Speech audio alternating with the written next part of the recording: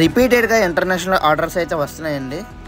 ఈసారి యూఎస్లో టెక్సస్ నుంచి 10 kgs అయితే బల్క్ ఆర్డర్ అయితే వచ్చింది. ఇంకా ఆర్డర్ ప్రకారం మార్కెట్కి అయితే వెళ్ళిపోయి అన్నీ ఫ్రెష్గా అన్నీ బోన్లెస్ అయితే చేంజ్ చేసామండి. ఇంకా గోంగూర కూడా తీసుకొని ఇంటికి అయితే వెళ్ళిపోయాము. ఈ బోన్ చూసారా, ఇంత బోన్ కూడా ఉండకూడదు, కస్టమ్స్లో ప్రాబ్లం అవుతుంది.